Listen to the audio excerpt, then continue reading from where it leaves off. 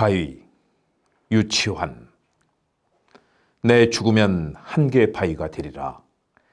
아예 예린에 물들지 않고 희로에 움직이지 않고 비와 바람에 깎이는 대로 억년 비정의 한무게 안으로만 채찍질하여 드디어 생명도 망각하고 흐르는 구름 먼 원래 꿈꾸어도 노래하지 않고 두 쪽으로 깨뜨려져도 소리하지 않는 바위가 되리라.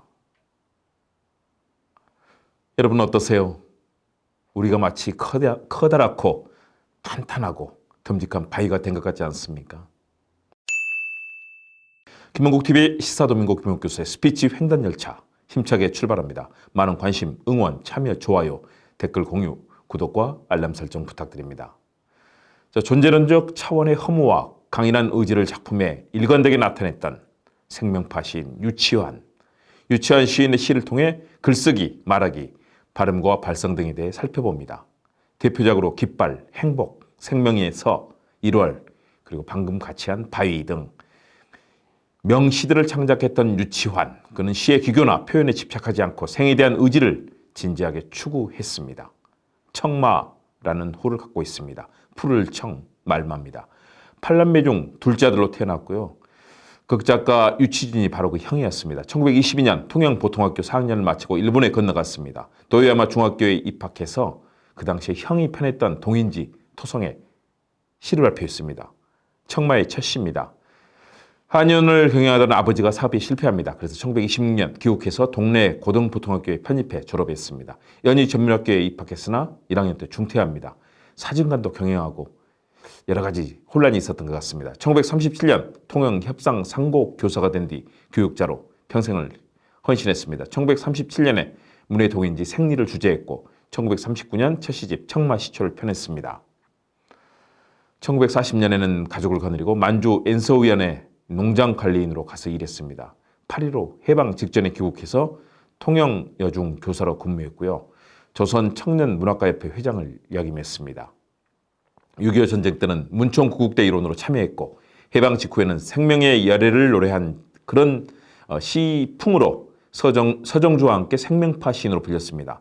1954년 경남 안희중학교 교장에 취임했고 예술원 회원도 되었습니다. 또 한국시인협회 초대 회장을 했고요. 경주고, 경주여중, 대구여고, 부산여상 등에서 교장을 지냈습니다. 1967년 불의의 교통사고로 사망했습니다. 부산시 서구 하단동에 묘지가 있고요. 불국사, 부산의 애동공원, 통영 남망공원 등에 시비가 세워져 있습니다. 유치환 시인의 팬들이 많죠. 시집으로는 울릉도, 예루살렘의 닭, 청마 시집, 뜨거운 노래는 땅에 묻는다, 미리나무와 남풍 등 많은 시집이 있습니다. 문학세계 한번 살펴볼까요? 왜냐하면 그걸 알아야 그의 언어와 시를 우리가 말을 잘할 수 있는, 말로도 표현하고 발표도 할 수 있죠. 1931년 문해월간 12월호에 정적을 발표해 문단에 정식 데뷔를 했습니다. 35년 동안 14권, 그러니까 2년에 한 권 정도 시집과 수상록을 펴냈습니다. 일관된 그의 시풍은 허무와 애수입니다. 허무와 애수는 단순히 감상적인 것은 아니었습니다. 이념과 의지를 강하게 내포했습니다. 대표시 1936년 조선문단에 발표한 깃발, 애수를 통해서 존재론적 가치 허무를 제시하고 있는데 깃발은 이상향에 대한 동경의 상징입니다. 또 행복이란 시 있죠. 사랑하는 것은 사랑을 받는 이보다 행복한 아니라 그리움에 대한 절망의 애수를 보여주고 이런 시색에는 청마시초, 생명의 서 이 두 권에 잘 나타납니다. 행복을 한번 우리 같이 읽어볼까요? 저는 너무나 좋아하는 시입니다. 거기에 나오는 우체국 편지가 너무나 행복하게 느껴집니다.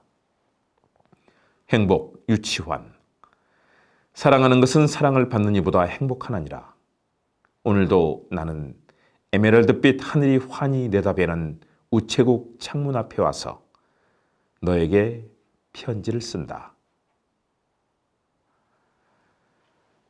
행기를 향한 문으로 숱한 사람들이 제각기 한 가지씩 생각에 족한 얼굴로 와선 총총히 우표를 사고 전보지를 받고 먼 고향으로 또는 그리운 사람께로 슬프고 즐겁고 다정한 사연들을 보내나니 세상의 고달픈 바람결에 시달리고 나부끼어 더욱더 의지 삼고 피어 헝클어진 인정의 꽃밭에서 너와 나의 애틋한 연분도 한 방울 열련한 진홍빛 양귀비 꽃인지도 모른다. 사랑하는 것은 사랑을 받는 이보다 행복하나니라. 오늘도 나는 너에게 편지를 쓰나니 그리운 이여 그러면 안녕. 설령 이것이 이 세상 마지막 인사가 될지라도 사랑하였으므로 나는 진정 행복하였네라. 대단하죠? 감동적인 시입니다. 청마 시초에 나타난 허무는 정신 편력과 더불어서 다양하게 변모합니다. 죽음에 대한 그의 태도에서 출발합니다. 죽음은 일제 말기의 극한 상황과 결부되어 자학적 분노와 생명 의지를 보여준 것입니다. 결국 종교적 자아로 승화되고 인간의 숙명인 죽음이 역설적으로 인간 존재에 대한 연민과 애수로 나타납니다. 이는 여섯 번째 시집 제6시집 보병과 더불어에 실린 종군시로 이어져서 전장에서 그 치열했던 전쟁터에서 애수에 젖는 그런 시상을 보여줍니다. 제2시집 생명의 서에 실린 시는 만주에서 쓴 것이 대부분입니다. 생명의 서, 1월 이 두 시에서는 허무와 고독을 극복한 강인하고 온건한 의지를 보여줍니다. 결국 나중에 대표시 바위로 이어져서 순수한 본질적 자아로 복귀하려는 의지로 나타납니다. 후기에 와서 허무의 회의를 느껴 이를 극복한 다른 시 세계를 보여주려고 많은 시도를 하던 와중에 갑작스럽게 사망합니다. 교통사고가 너무나 급작스럽게 그를 세상에서 앗아갔습니다. 시인은 스스로 윤리를 갖지 않는 걸 윤리의 정신에서 생산되지 않은 문학은 무엇보다 첫째 그것을 읽어줄 독자가 없을 것이라 그렇게 말했듯이 현대 시사에서 보기 드문 도덕적 시인입니다. 그의 시를 꼼꼼하게 명확하게 발음하면서 따라서 읽다 보면 여러분의 글쓰기, 말하기, 토론하기, 발표에 큰 도움이 될 것입니다. 특히 생명파 시인답게 강인하고 열정적인 그런 그의 정신세계가 잘 나타납니다. 여러분들의 말하기, 토론하기, 또 생각하기, 글쓰기 많은 부분에 도움이 될 것입니다. 김은국TV 시사도밍고 스피치 횡단열차, 오늘은 청마 유치한 시인의 시를 통해 말하기와 글쓰기 방법, 생각하는 방법 이런 것들을 함께 고민해 봤습니다. 여러분 감사합니다.